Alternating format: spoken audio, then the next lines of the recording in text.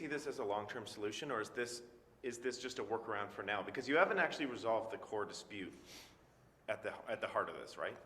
Well, sorry, why don't you tell us what the core dispute is in your words? Well, of having interview centers, the Americans, from what I understand, were demanding extra legal protections for working at these interview centers.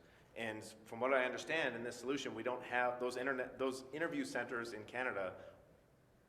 Those won't be reopening, in fact, and instead you're sending people to pre-clearance halls. Well, no, I think it's an important question, but let me clarify that we've actually come up with a solution around powers and authorities that does allow those border officials on both sides of the border to perform functions that revolve around the screening and processing of Nexus applications, while at the same time respecting Canadian sovereignty, which is a principle that is reciprocated on both sides. And it is important not to gloss over the fact that sovereignty is something that goes right to the core of how we enforce our laws, et cetera. But we have come up with a solution that works for both Canada and the United States around PNAs, and it revolves around the location of CBSA officers at pre-clearance zones in the airport. So that's the first thing I would say. But with regards to the overall vision of the program, this is a significant step.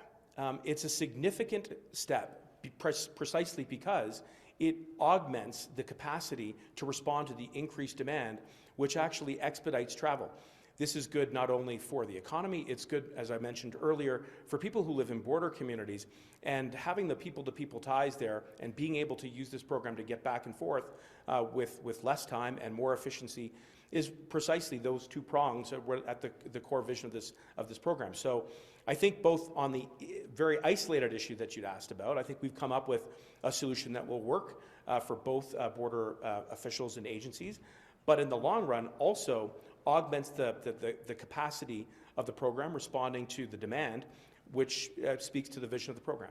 But Minister, is this in fact less convenient for people who want to apply for Nexus? Instead of going to an interview center that exists entirely in one country, you now have to make plans I don't think so. Across the border, you have to book and pay for a flight to cross, to go across the border to do the interview, rather than doing something entirely contained within Canadian. Well, so let's go back to what the original vision of the program was, which is Canada-US travel. So binational travel was at the very heart and core of the Nexus program. So what does that mean in practical terms? It means that you are, in your own travel plans, by definition, planning to go on to the United States.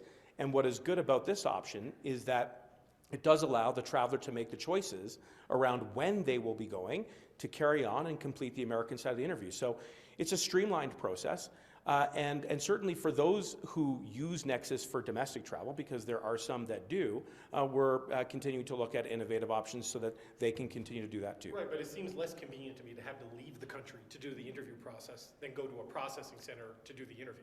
That well, not if it plays out in the way that I described it earlier to one of your colleagues' questions, which is if you make a plan to fly to the United States, and you show up on the day of to complete your Canadian interview, you literally carry on to pre-clearance where you will complete that side of the American side of the interviewing process, and it should not take very long. So I think on the whole, you're right, this is a streamlined process, it's a new process, but it also allows us to expand the capacity of processing applications, which means that more people are going to be able to get their cards more quickly. We're going to be able to reduce that backlog, which is also, I think, an important development coming out of this.